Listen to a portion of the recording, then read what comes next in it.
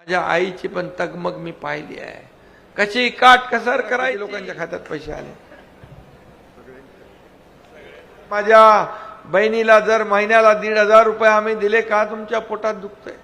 1,500 रुपये म्हणाले काय विकत घेता का, लाच देता का. अरे काय बेशरम, म्हणजे शरम नसल्यासारखं बोलायला लागले. जनाची नाही तर मनाची तरी ठेवा. कारण या लाडक्या बहिणींच्या खात्यामध्ये पैसे गेल्यानंतर त्यांना आर्थिक स्वातंत्र्य मिळालं. आज त्यांच्या हक्काचे पैसे त्यांच्या खात्यात आले. त्यांच्याशिवाय दुसरा कोणी पैसे काढू शकत नाही. आता त्यांच्या लाडक्या बहिणींचा पण घरात मान सन्मान वाढलाय. तुम्हाला मला हात वर करा, किती लोकांच्या खात्यात पैसे आले.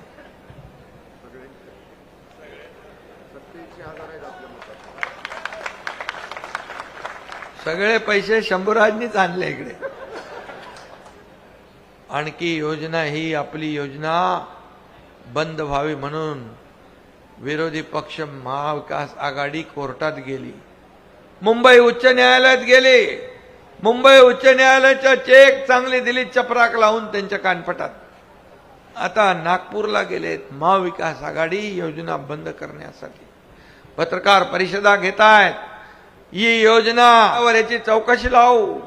ये चौकशी लावून जे दोषी असतील त्यांना जेलमध्ये टाकू. अरे माझ्या लाडक्या बहिणींना योजना देण्यासाठी, चालू ठेवण्यासाठी एकदा नाही 100दा एकनाथ शिंदे जेलमध्ये जायला तयार आहे. काय तुमची वृत्ती. म्हणजे योजना बंद करा. त्यांचा काँग्रेसचा अध्यक्ष म्हणाला हे असे पैसे वाटायचे नसतात. हे काय रेवडी सारखे पैसे वाटवतात. अरे काय तुमच्या का वडिलांचे आहेत का माझ्या वडिलांचे पैसे आहेत. हे माझ्या ताईंचे, माझ्या भावांचे पैसे आहे. हे का त्यांच्या घराला आम्ही जर हातभार लावला तर का तुम्हाला त्रास. का त्यांच्या मुलांच्या तोंडचा घास हिरावताय.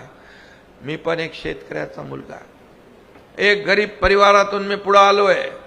का सोन्याचा चमचा घेऊन जन्माला आलेला मुख्यमंत्री व्हायला पाहिजे. का सर्वसामान्य शेतकऱ्याच्या मुलाला मुख्यमंत्री होऊ नये. माझ्या आईची पण तगमग मी पाहिली आहे. कशी काटकसर करायची.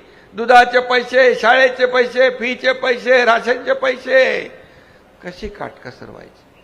आता याच्यामध्ये जर आम्ही थोडा हातभार लावायला गेलो तर त्याला तुम्ही रेवड्या म्हणताय, तुम्ही त्याला विकत घेताय म्हणताय, त्याला लाच म्हणताय. अरे तुम्हाला लाज वाटली पाहिजे असं म्हणायला. आणि माझ्या लाडक्या बहिणींच्या योजनेमध्ये ज्याने ज्याने खोडा घातलाय त्याला बाजूलाच कोल्हापूर आहे, कोल्हापुरी जोडा. तुम्ही दाखवणार की नाही. दाखवणार की नाही. आवाज कमी आहे तुमचा, म्हणजे काय दाखव. ज्यांनी खोडा घातलाय त्यांना तुम्ही जोडा दाखवणार का नाही. बघ हे मुलगा जोरात ओरडतोय. त्याला माहित आहे हरामखोर लोक आहेत समोरचे. आणि म्हणून यांना जाब विचारण्याचं काम तुम्हाला करायचं आहे. आणि तुम्हाला हे सांगतो, कुणी माईकाला आला तरी सुद्धा माझ्या लाडक्या बहिणींची योजना बंद होऊ देणार नाही.